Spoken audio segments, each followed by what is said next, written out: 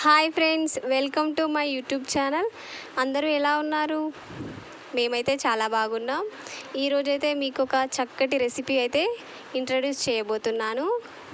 మా ఇంట్లో ఈరోజైతే బీరకాయ ఇంకా శనగపప్పు మసాలా కర్రీ అయితే చేసుకున్నాము అమ్మ వాళ్ళ ఇంట్లో.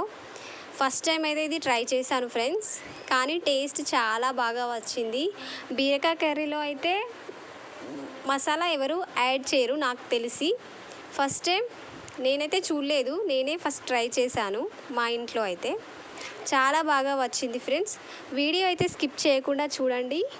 స్కిప్ చేయకుండా చూస్తేనే కరెక్ట్గా మెజర్మెంట్స్తో రెసిపీ చేసుకోవచ్చు. ముందుగా అయితే గ్యాస్ ఆన్ చేసుకొని ఒక కడాయి పెట్టుకున్నాను. తర్వాత ఆయిల్ వేసి పోపు దినుసులు కూడా వేశాను. ఆనియన్స్ ఇంకా పచ్చిమిర్చి కూడా పోపులో వేసుకున్నాను. అవి ఆయిల్లో బాగా ఫ్రై చేయనివ్వాలి. ఈ కర్రీ అయితే టేస్ట్ చాలా బాగా వస్తుంది ఫ్రెండ్స్. మీరు తప్పకుండా ట్రై చేయండి బీరకాయ మసాలా శనగపప్పు కర్రీ. చాలామంది శనగపప్పును ఆలుగడ్డ ఫ్రైలో లేదంటే ఇంకా నార్మల్గా శనగపప్పు ఇలానే యూస్ చేస్తారు, ఇలాగే వంట చేస్తారు. బట్ బీరకాయతో చేస్తే చాలా టేస్ట్ అనేది చాలా చాలా బాగుంటుంది. ఆనియన్స్ ఇంకా పచ్చిమిర్చి అయితే ఆయిల్లో బాగా ఫ్రై అవుతున్నాయి. చూడండి, బాగా ఫ్రై అవుతున్నాయి. తర్వాత వెల్లుల్లి నార్మల్గా కూడా వేసుకోవచ్చు. బట్ పిల్లలు ఉంటారు కదా, పిల్లలు ఈ వెల్లుల్లి, పిల్లలు కాదు పెద్దవాళ్ళు కూడా వెల్లుల్లి తీసి పక్కన పెట్టిస్తుంటారు. సో అలా చేయకుండా మీరు కూడా ఈ విధంగా వెల్లుల్లిని దంచుకొని కర్రీస్లో యాడ్ చేయండి. తప్పకుండా తింటారు, ఎందుకంటే అది మొత్తం కర్రీలో స్ప్రెడ్ అవుతుంది. ఇట్లా తీసేయడానికి కూడా వాళ్ళకి ఛాన్స్ ఉండదు.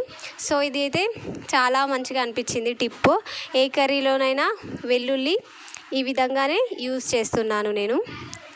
ఈ విధంగా దంచుకొని అయితే వెల్లుల్లిని యాడ్ చేశాను.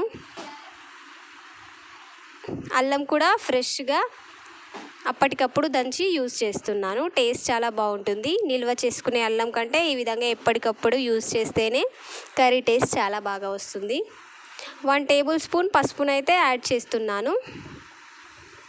బాగా కలుపుకున్న తర్వాత ఒక 2 మినిట్స్ అయితే బాగా కలుపుకోవాలి. తర్వాత బీరకాయలు ఒక 1/2 కేజీ అయితే బీరకాయలు తీసుకొని అందులో యాడ్ చేశాను ఫ్రెండ్స్. ఈ విధంగా యాడ్ చేసుకొని బీరకాయలు యాడ్ చేసుకొని బాగా కలుపుతూ ఉన్నాను. తర్వాత శనగపప్పు అయితే ఒక 2 అవర్స్ ముందే నేను నానబెట్టుకొని ఉంచుకున్నాను. శనగపప్పు తొందరగా ఉడకదు కదా, సో చాలా ముందుగా మార్నింగ్ లేవగానే నానబెట్టుకొని ఉంటే మనం వంట చేసుకునేసరికి బాగా నానుతుంది. అది ఉడకడానికి కూడా ఎక్కువగా టైం పట్టదు. సో నేను కూడా ముందే నానబెట్టుకొని ఉంచుకున్నాను శనగపప్పు. తర్వాత ఒక 2 మినిట్స్ ఈ బీరకాయ మొత్తం ఉడికిన తర్వాత శనగపప్పునైతే యాడ్ చేస్తున్నాను. శనగపప్పును యాడ్ చేసి బీరకాయ శనగపప్పు అంతా కలిసే విధంగా ఒకసారి బాగా కలుపుకోవాలి. ఈ విధంగా శనగపప్పును అయితే యాడ్ చేసుకొని బాగా కలిసే విధంగా కలుపుకొని ఒక 15 మినిట్స్ అట్లా ఉడకనిచ్చుకోవాలి. శనగపప్పు ఉడకడానికైతే చాలా టైం తీసుకుంటుంది. సో ఒక 15 to 20 మినిట్స్ అయితే బాగా ఉడకనివ్వాలి.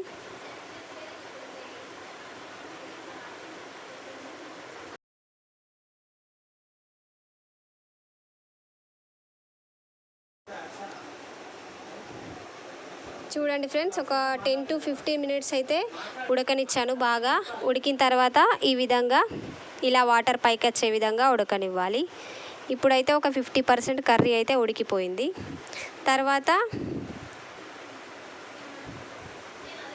తర్వాత ఇందులో ఇది ఒకసారి బాగా మళ్ళీ కలుపుకొని ఇందులో కట్ చేసి ఉంచుకున్న టమాటోస్ని అయితే యాడ్ చేస్తున్నాను ఫ్రెండ్స్. ఒక 2 టమాటోస్ అయితే సరిపోతుంది.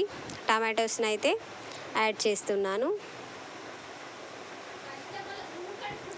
టమాటోస్ యాడ్ చేశాక కూడా మళ్ళీ ఒక 15 మినిట్స్ బాగా ఉడకనివ్వాలి. కర్రీ ఎంత ఉడికితే అంత టేస్ట్ బాగా వస్తుంది. శనగపప్పు అనేది బాగా ఉడికితేనే తినడానికి ఈజీగా ఉంటుంది, టేస్ట్ కూడా బాగా వస్తుంది. ఒక 1 టేబుల్ స్పూన్ అయితే సాల్ట్ అయితే యాడ్ చేసుకున్నాను.